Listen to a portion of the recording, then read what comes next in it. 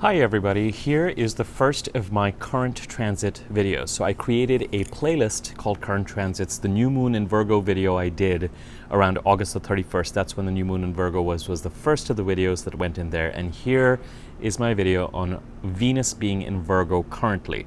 So I am doing a series of videos, and I will continue to do a series of videos and place them in the Current Transits playlist.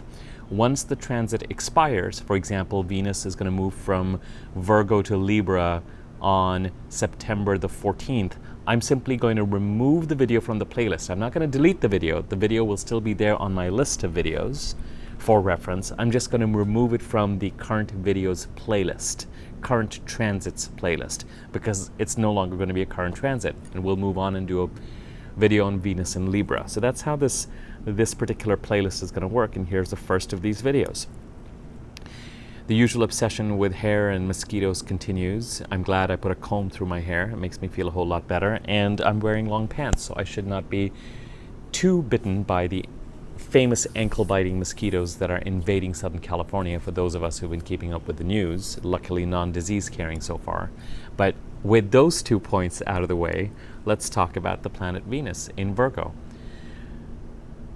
First and foremost, I think it's worth saying that this is one of the few time periods between the new moon in Virgo on the 13th, on August the 31st, and the full moon in Pisces on September the 13th.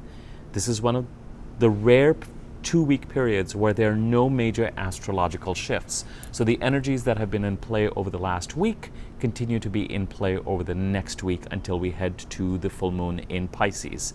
And the full moon in Pisces is going to be in some sort of conversation with the new moon in Virgo. Now, the next day, the day after the full moon in Pisces, both Mercury and Venus move from Virgo into Libra.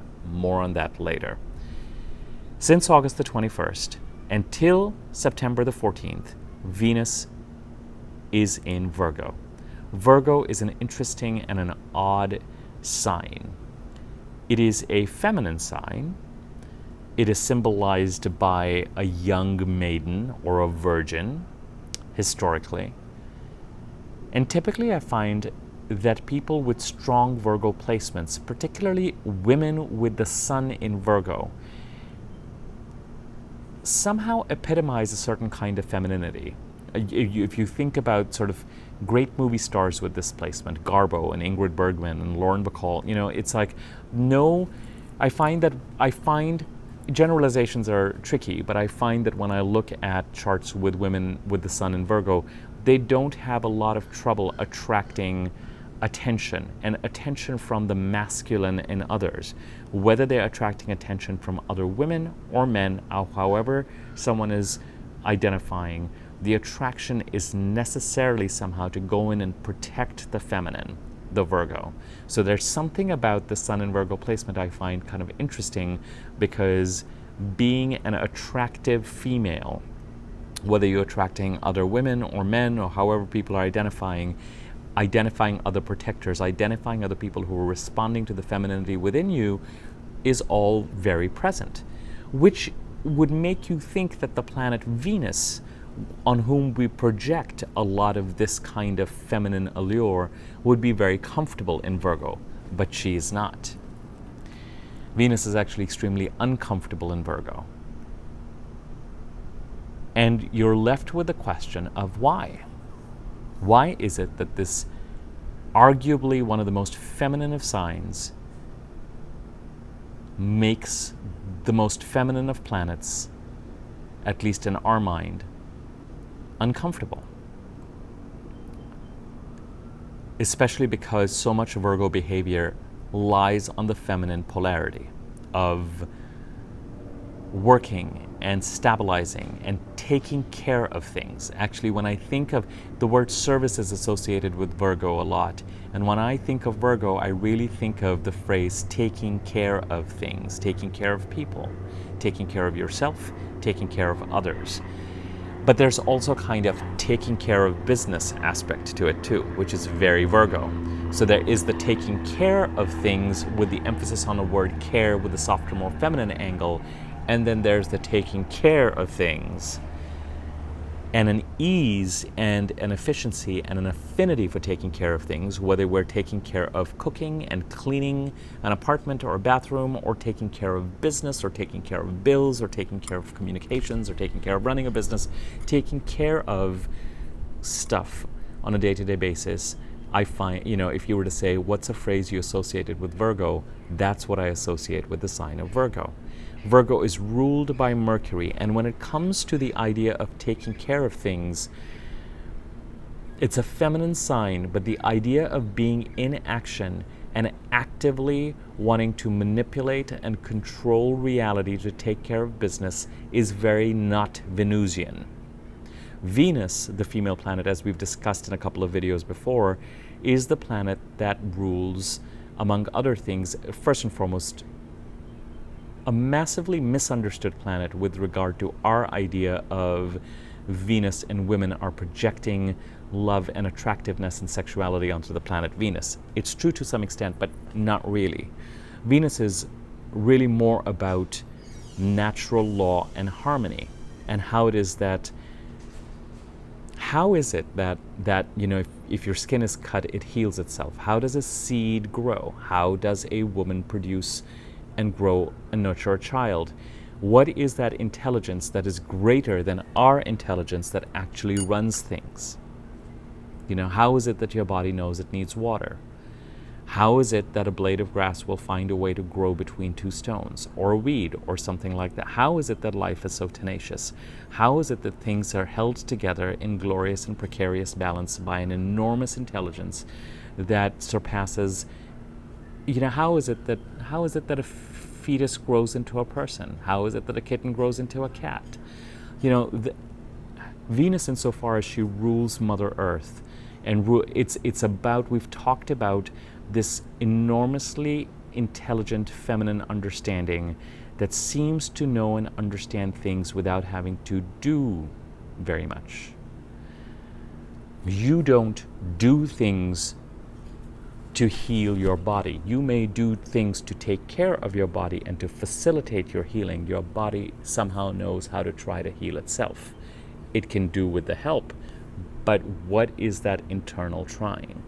That doesn't knock the masculine principle of doing things. You can't just sit back and wait for breakfast, lunch, and dinner to appear and for you to feed yourself. You've got to go out and produce the food, cook the food, eat the food, pick the fruit, make the money to do whatever needs to be done to put the food on the table, etc., etc. So both have their place. But the natural, divine, nurturing, automatically balancing, keeping things in harmony principle, whether it has to do with natural abundance, and strangely enough, interestingly, from a Venusian perspective, even monetary or financial abundance. Do you chase things, or do you attract things? Do you know how to attract things? What is that balance between anyway, that's a whole other topic. When it comes to natural abundance and financial abundance, Venus rules the sign of Taurus that looks at those principles. And when it comes to relationships and automatically finding natural balance and harmony between people and souls, Venus rules the sign of Libra. Again, misunderstood as a sign of diplomacy. It's not so much a sign of diplomacy as much as it is, with Venus, a planet of healing. And herein lies the confusion. The planet of healing of a certain kind, of a greater kind, Venus, finds herself uncomfortable in a sign of healing, Virgo. And in some ways, you have to look at the Virgo-Pisces polarity. They are opposite each other to understand this, because Pisces is all about letting go of the actual mental and physical doing and letting go and letting God. Whereas Mercury and Virgo are all about rolling up our sleeves and organizing and sorting out our lives and taking care of things. And when that energy prevails, as it does right now, because along with Venus in Virgo, you have the Sun in Virgo and Mercury in Virgo, very strong because it rules Virgo. Mercury is in a sign it rules. Mars in Virgo, very comfortable in Virgo. the Mars, the masculine principle of doing things, comfortable in Virgo in a way that he's not in Pisces. Venus, a planet you would normally associate with Virgo,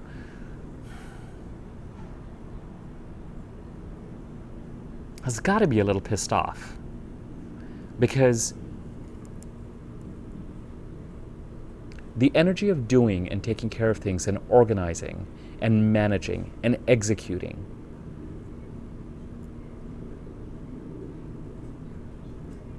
is somehow not in congruence with the energy of love, which is a lot more about accepting and letting things be and letting things follow a more natural course. It's the difference between the chase, the masculine principle, Mars, Mercury, and attracting, very much Venus.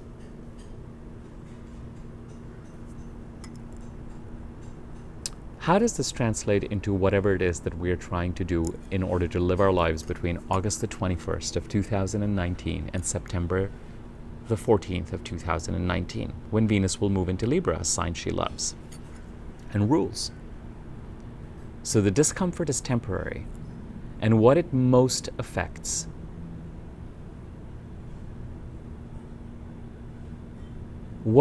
does is it puts us in a place right now where the mental processes and the active doing and the sorting out, the anxiety, the worry of the Virgo sign. I have to mentally figure everything out, and everything has to be in its place, and I have to have my project plan, I have to do my to-do list, I have to take care of everything. This has to be done first, and then this has to be done, this has to be organized. Oh, I've finally done that. Check box. Awesome. Done.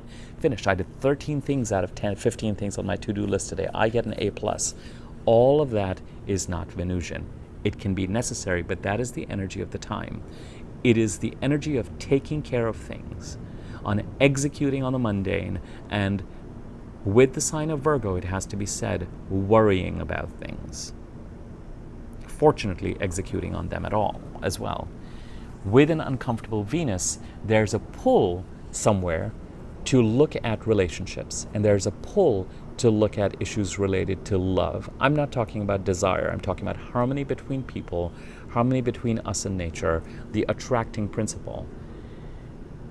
And I just have to say that you're going to have to be patient for another week and a half or so, because this energy is not going to be able to find it's not the dominant energy. It's not going to be able to find its voice. It's not going to be able to find its ability to execute. So if you are waiting to hear from that someone, or if you're waiting to talk to that someone, or if you are thinking that your relationships are somehow going to be harmonious or find a natural balance, or there's going to be equilibrium, or there's going to be a beauty and a grace to them, you may find yourself frustrated and disappointed for at least another week and a half, and indeed since August the 21st. What relationships may be exhibiting is anxiety and a need to mentally process things. You may be communicating, you may be writing, you may be emailing, you may be talking, you may be clearing the air, you may be processing.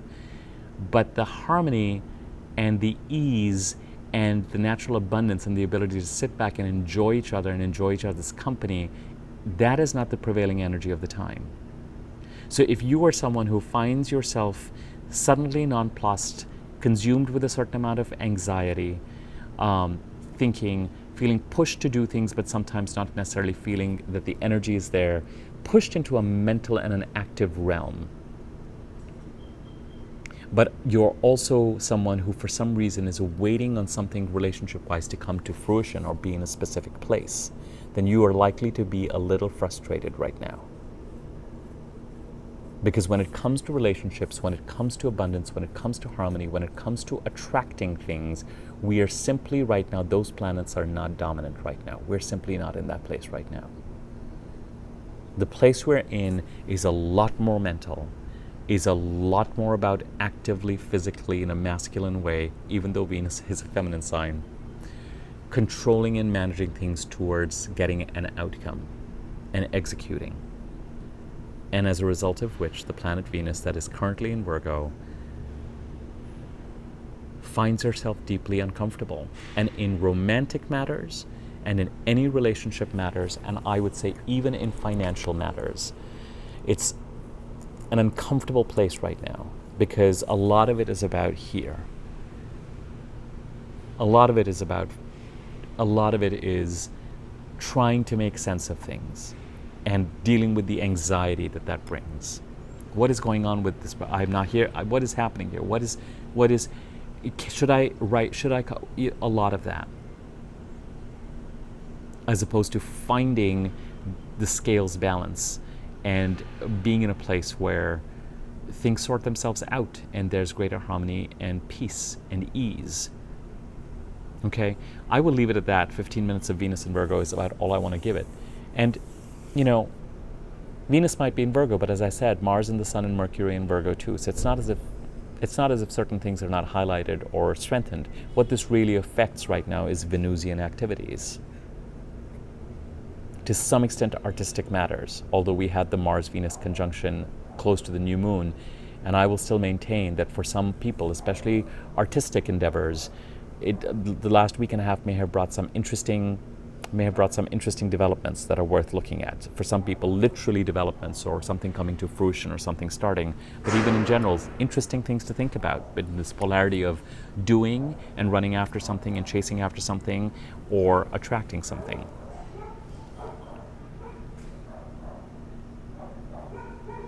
Relationships, harmony, abundance, creativity, luxuries, beautiful things, beautiful items, attracting, all of these right now are debilitated because they just don't do well with mental processing and too much external activity in order to get things done. The idea of managing our environment, sorry about the dogs barking, I don't know where they're barking, but they're barking. Maybe they're just agreeing, maybe it's just my chorus. The energy of having to actively, mentally think through things, process things, get things done that have been put front and center in front of us right now does not leave a lot of time and does not create the right energy for issues related to love, beauty, art, luxuries, relationships to really flourish fully or feel like they're in a happy and a balanced place. Okay, I will leave it at this. It will help you to know where Virgo is in your chart. So you can find those resources for free online, get your chart there. Some of this is the energy of the time, and that's what I've described. If you know where Virgo is in your chart, you can also see how this transit is applying to that part of your chart. This applies to folks for whom I've created a chart and let you know what sign, what Virgo covers, what part of your life, what house Virgo covers in your chart. Please feel free to like, share, subscribe to, like or share or comment on this video if you found it useful. Feel free to share the video, feel free to subscribe to my YouTube channel, click on the bell icon so you can be notified whenever I do a new video. My contact information is in the subject area below, so you can always contact me if you're interested in either purchasing a chart from me that breaks things down for you with regard to what signs are in what houses as far as your particular birth time is concerned, or you can also reach out to me and inquire about rates for a reading. I will leave it at that. I think I'm going to move on to either Mercury or Mars. I know it's going to have to be Mercury in Virgo next because Mercury leaves Venus at around the same time. So when I want to, if planets are getting ready to leave at a certain time, September the 14th, I want to get those videos done sooner. So that's what I'm going to focus on next. Tomorrow is the first quarter moon, which means we are reaching the midpoint between the new moon in Virgo and the full moon in Pisces. So expect starting tomorrow for energies to start to ramp up as we head towards the full moon, emotionally, in terms of getting things done, productivity, all those kinds of things. Okay, I will leave it at that. Have a good rest of your week. Thanks.